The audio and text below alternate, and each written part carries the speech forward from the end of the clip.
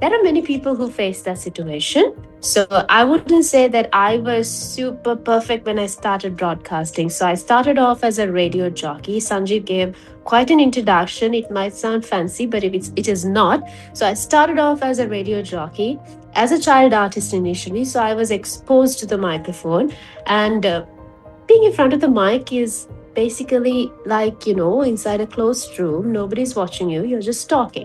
So that was cool until I, went and tried doing television. That's when I noticed that people are watching. There's a cameraman in front of you, but not the whole audience. But then later I shifted to emceeing corporate events, doing events for an audience. Then I realized, okay, you need to be calmed down. You need to, relax a bit. You need to chill. You need to sound relaxed and confident. That's the main thing when you do public speaking, right? So I'm going to tell you what you should do. So for 4 seconds, inhale. So take a deep breath. At the count of 1, 2, 3, 4, hold it for 4 seconds. Okay, you breathe in 1, 2, 3, 4. Hold it to your nose. Hold it for 7 seconds. Hold the breath for 7 seconds. It's going to calm you down. And then you exhale at the count of 8. You've got to slowly exhale. So while you're exhaling, 1, 2, 3, 4, 5, 6, 7, 8. So that's going to relax you. That's going to calm your voice. What this does is reduces the shake in your voice. So you inhale, you count to 4 while you inhale in your head. Not when you're inhaling, it's not going to work that way. So you got to slowly inhale, hold the breath for 7 seconds and exhale. So can you guys do that? And let me know if you feel any better. Try talking after doing that and let me know if you feel any better. It's cool, really. Okay, I cannot read your name. Tell me your name. Nazli gave us a thumbs up. So try that out and tell me if you feel any better. This is going to help you in relaxing your voice, because when you speak, the most important thing is to sound confident. So you have to for you to sound confident, you have to be relaxed. So this is the power breath technique. Yes, definitely feeling relaxing. That's a lovely response I'm getting. So have you guys tried? Have most of you all tried this now, by now?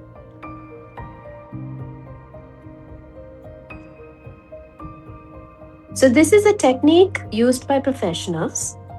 Lovely. There were another. It's working. Yeah, there you go. It's working. So it helps you relax your voice.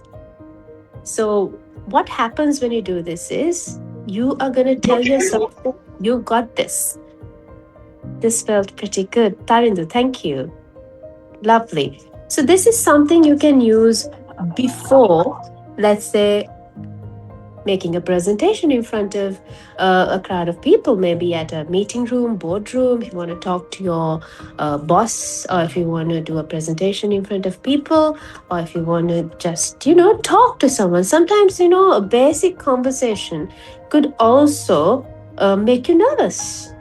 And talking to a stranger can make you nervous. So I'm not asking you to, do the power breaths technique very obviously, but you could practice that. Okay? So that's one way of relaxing your voice. Your voice plays a major role. Now, if I talk with a shaky voice and try to teach you how to be calm and confident, you're not going to be happy about it, right? So this is something you can practice to feel relaxed. Let's go to the next slide. So, mastering your instrument. What do you think is your instrument? Your instrument is your voice. So the volume you speak is important. The project from the diaphragm, whisper for secrets, shout for impact. So do you know what project from the diaphragm means? You project your voice from the diaphragm. So usually when we talk, we throw our voice and it comes from your throat. But here, it's different. If you want to sound authoritative, if you want to sound credible, if you want to sound confident, you talk from your diaphragm. So it's very hard for me to demonstrate it right now, but there is a technique to talk from your diaphragm. So when you do that, you sound better. You sound better than you just throw your. Right now, I'm talking from my diaphragm. Right now, I'm just talking. So there's a difference when you talk from your diaphragm and when you just talk. So you've got to practice that, work on it. And your tone, vary your pitch, avoid the monotone trap that puts listeners to sleep. So, do you get the idea behind this? How many of you all understood what I'm saying so far? I want to see. I want to see your feedback. How many of you all understood what I said so far? Most probably Morgan Freeman or Jeremy. I mean, many people have their own way of, mastering their voice and how they project. But most often, it's very important for you to sound confident, and that's what we are talking about. And the pace, slow down for weight, speed up for excitement. You've got to master the pause, which means you should know where to stop, where to pause. You should know when to emphasize, when to slow down, when to speed up. So, which means whatever topic you are talking, you should be pretty aware of it. You should have an idea as to what you're going to talk. So, if you know what you're talking about, you know where to pause, you know where to increase your pitch, you know where to go down. So, it's important for you to know your topic. So, when you're a newscaster, for example, we read news. We read news to let the public know what's happening in the country, in the world. So that's what the news is about. So if you don't know what you're reading about, it's difficult for us to phrase it accordingly. It's difficult for us to pause in the right place. If you don't pause in the right place, what happens? Sometimes you might relay a completely different idea. So it's going to be really troublesome when it comes to news because people are counting on you. So, likewise, when you're telling a story too, your pauses, where you pause, how you say things, everything matters. So, I hope you got that. Mastering your instrument is vital. So, I like all the feedback coming through. I'd like you to keep messaging if you have any doubts with regards to this slide. If you have any questions, we do have a Q&A segment coming up in the latter part. But if you have any questions, you can just drop it on the comment section. So let's move to the next slide in the meantime. So let's also talk about the power of clarity. So acing group presentations and defending your ideas with confidence, for that, what do you need? Clarity. And when it comes to careers, when you're trying to, up your level inside an office and you need to make a presentation, the number one soft skill requested by employers worldwide is effective communication. So if you're working for a brand, if you're working for a company, and you are the brand ambassador of that company. So when you go out and when you're speaking to someone and they ask you, where do you work? You tell the name of the company. So if you are a confident speaker and you have an effective way of communicating with others and you are pleasant, you know how to, carry yourself, you know how to talk, companies would love to hire you. So clarity is very important. And let's also talk about personal impact. Ensure your message isn't just heard, but deeply understood and remembered. So when you're this is about when making a presentation or when you're narrating a story to someone, or when you're trying to sell something, if you're in marketing, or when you're just trying to talk to someone, it's always important to have a personal impact. It has to be understood and it has to be remembered. Let's move on to the next slide. If you have any doubts, please drop a comment. So how do we have a winning structure? How do we make a good presentation? How can we do that? You need a hook. The first 30 seconds, a story, a stat, or what if. The first 30 seconds gets the attention. Because if you are going to start in the basic way. Hi, everybody, I'm so and so, I'm going to talk. Sometimes people don't want to know who you are. What they want to know is the story, if it is interesting enough. So you gotta get a good hook depending on what you're going to talk about. The core, 3 points maximum. You need clarity. If you're going to use complex language, if you're going to have a lot of explaining to do, nowadays, I'm telling you, people have very less attention. The attention span is so short that it's very easier if you have very simple points. So when you know the core, you break it down into 3 main points maximum and elaborate on it.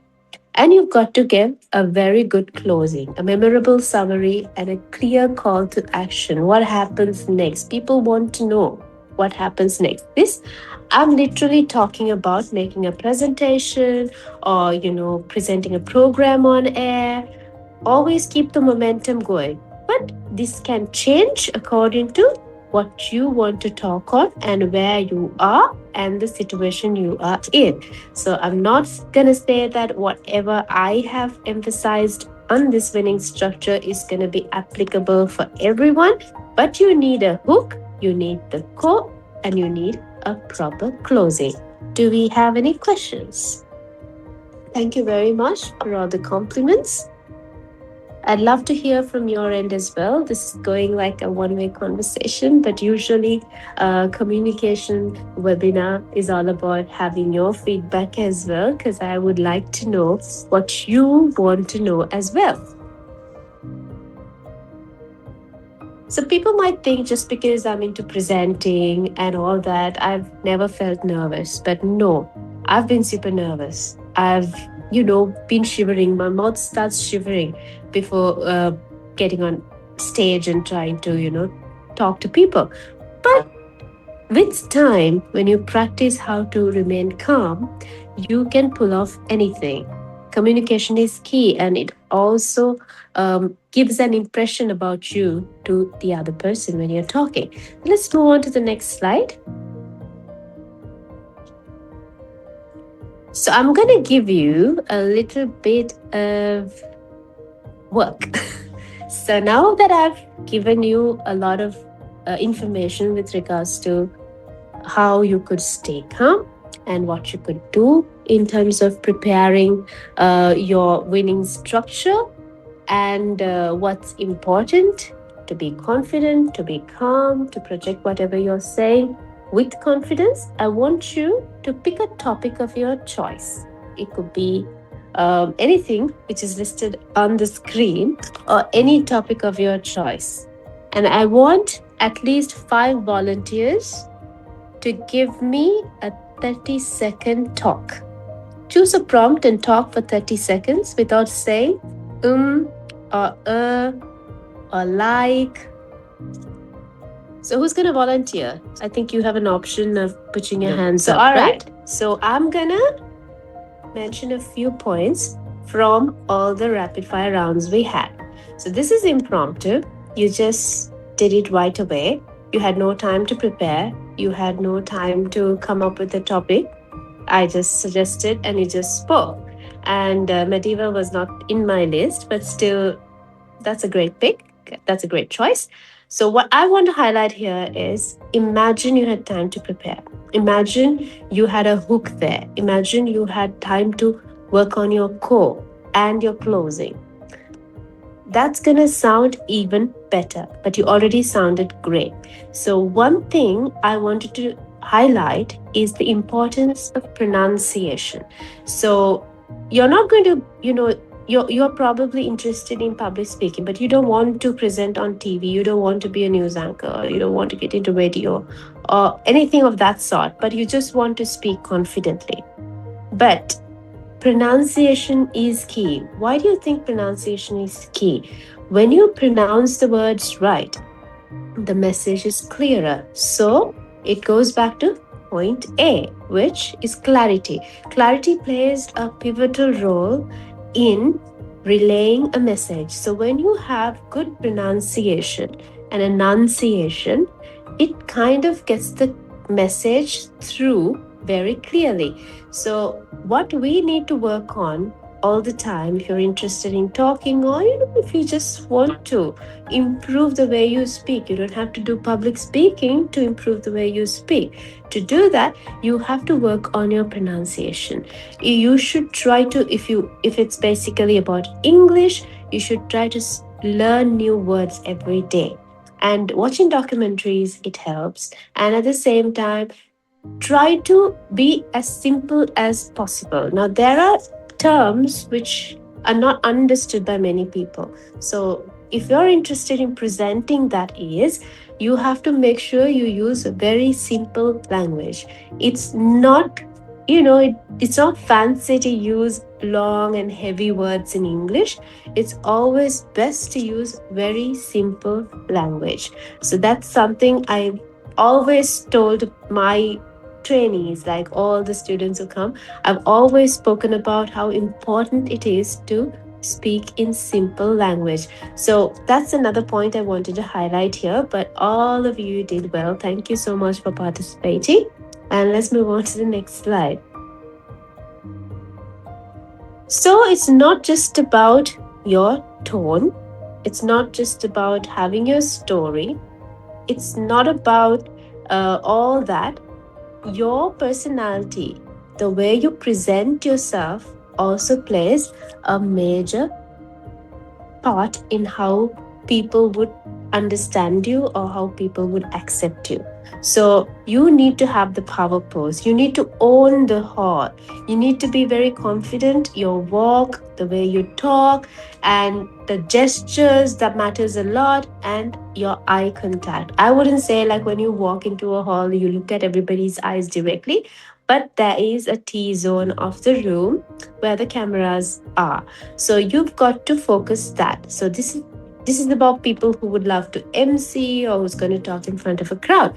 But in general, if you are speaking to a person, it's lovely to have that eye contact with the person, and your posture matters a lot. So I've given a few examples there: feet shoulder width apart for a steady base, and then all that. You know what a power pose is. So you've got to work on that, because the way you carry yourself, the way you dress, everything matters when it comes to communication, because that builds your confidence. If you know you look good and you feel good, you know that you're going to be confident that day, the whole day. You've got that feeling, right? So when you go to the salon and dress up a bit, I'm talking to the ladies, if there are any ladies out there.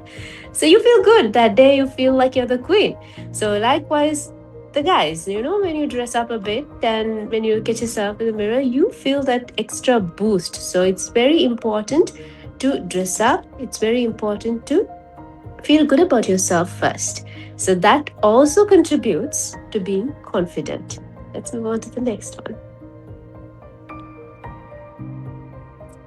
So let's also talk about the storytelling magic, the 12x rule. People remember information delivered through a story 12 to 20 times better than raw data.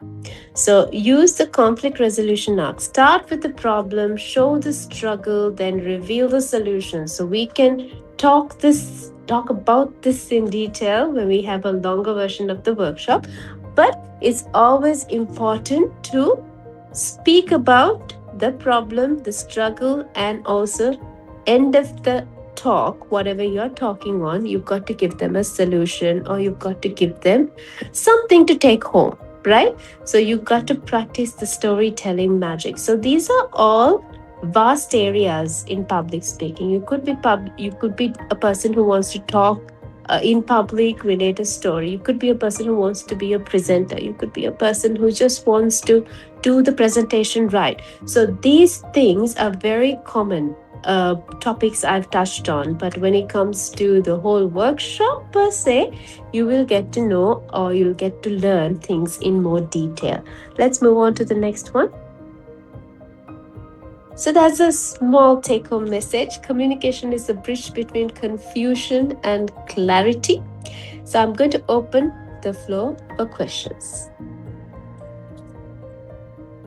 You could go through this and maybe practice this, work on it. In the meantime, you can ask your questions. Any doubts?